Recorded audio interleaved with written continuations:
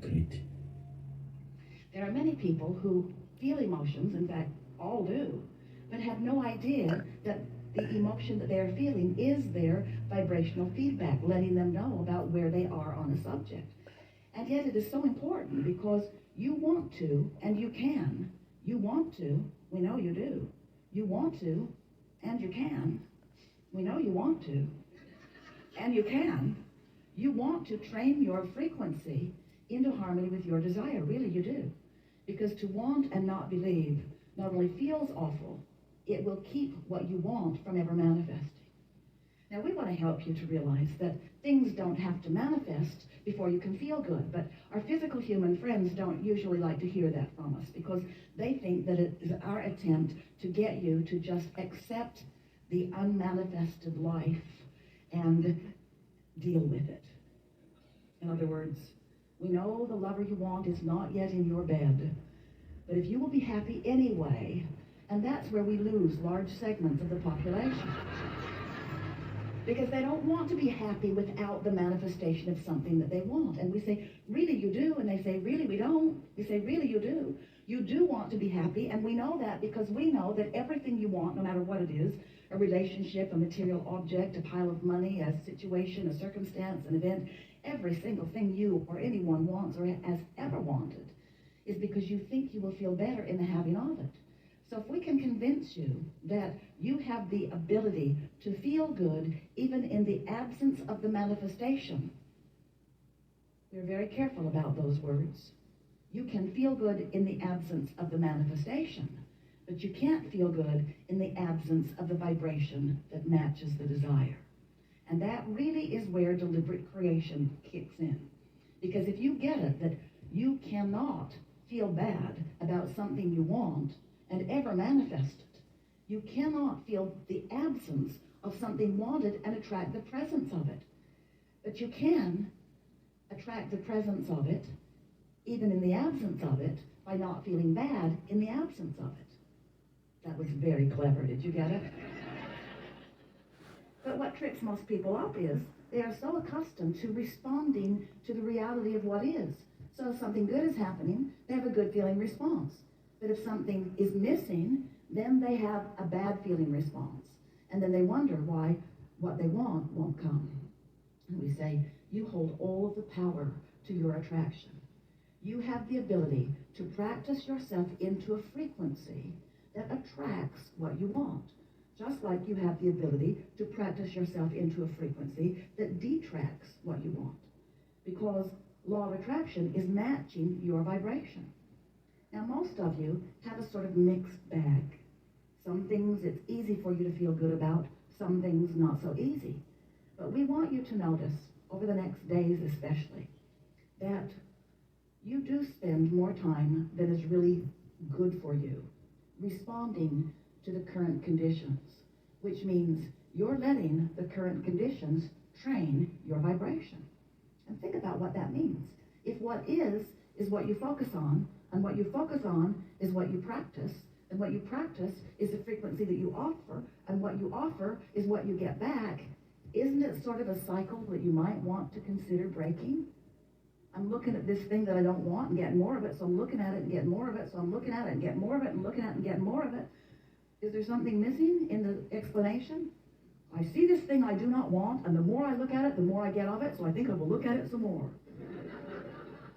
And we say, the thing that's missing is you have forgotten that you get what you think about, you get what you feel about, you get what you practice yourself into vibrational accord with. And we know it's much easier to keep thinking a thought you've been thinking. We watch you. We have offered blocks of thought to Esther for many, many years, watching her find new words that match those blocks of thought in order to help you from the inside out reorient yourself in this time-space reality. Because you become so accustomed to feeling the same way that you always felt when a certain condition or word or conversation is offered to you. It's easier to keep offering the vibration that you've been offering, even if it brings back to you something that you don't want. For example, it's easy in this economic climate to think about shortage of money. even though more wealth is being made by some people at this time than in all of the history of economics. But still, it's easier for most people to focus on shortage. It's easy for most people to focus upon the decline of their physical apparatus as they worry about their physical well-being, especially as they project themselves into the future.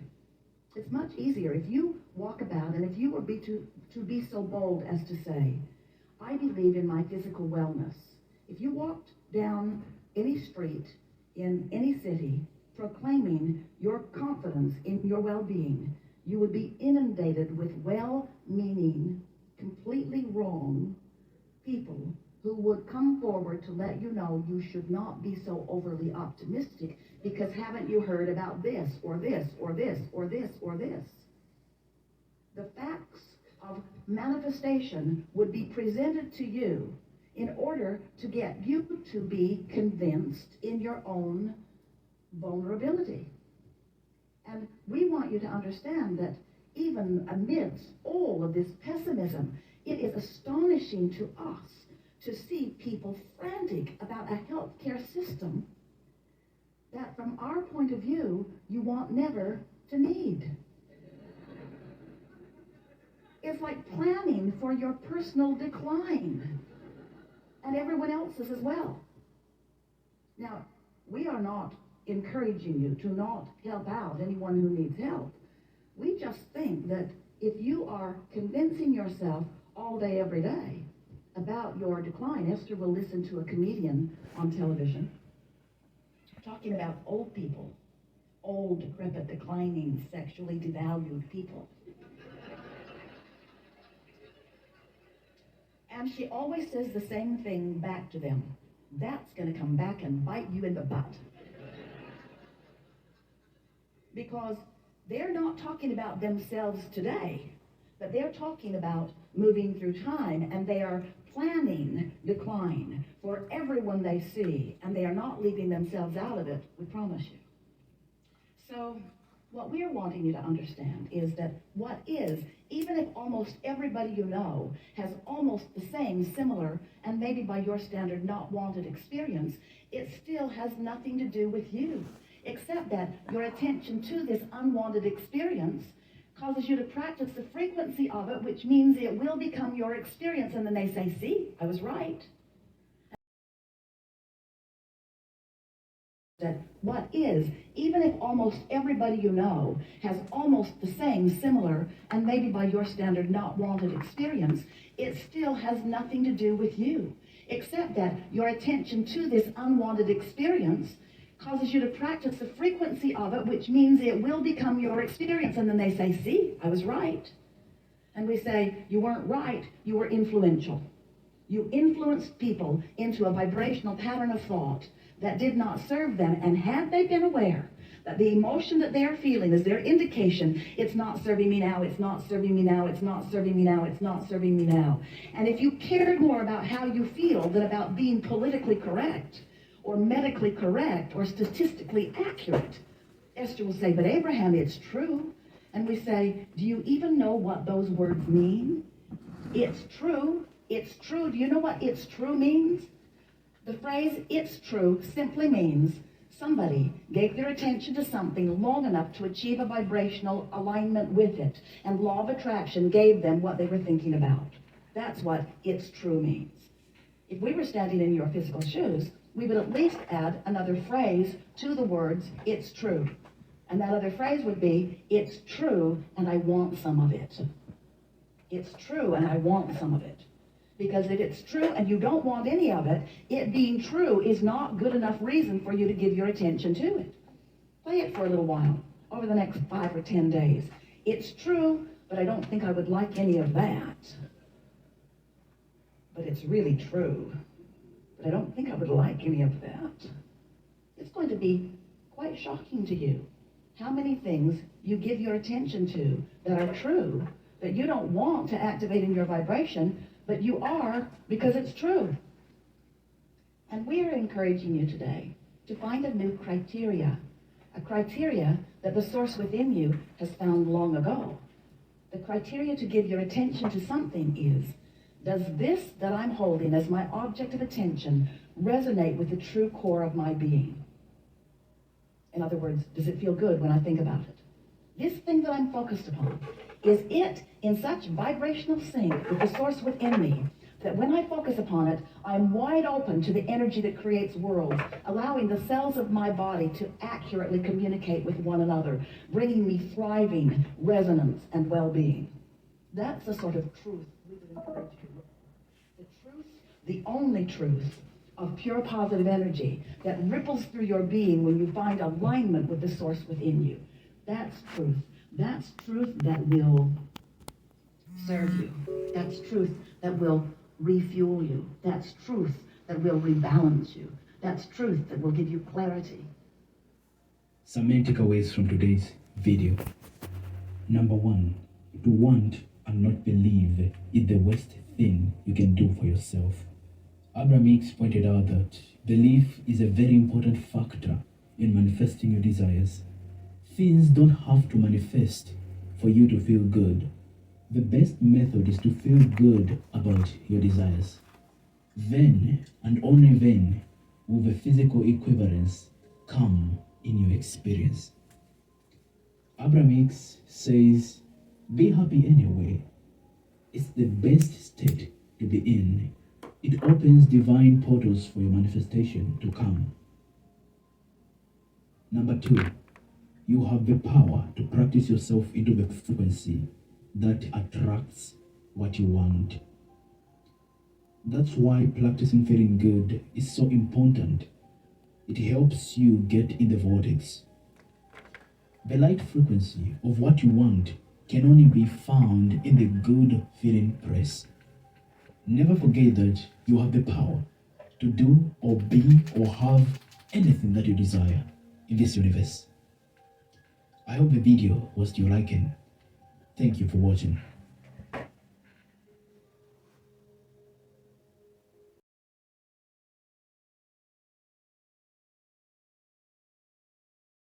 Vibrational match. We've been saying this forever.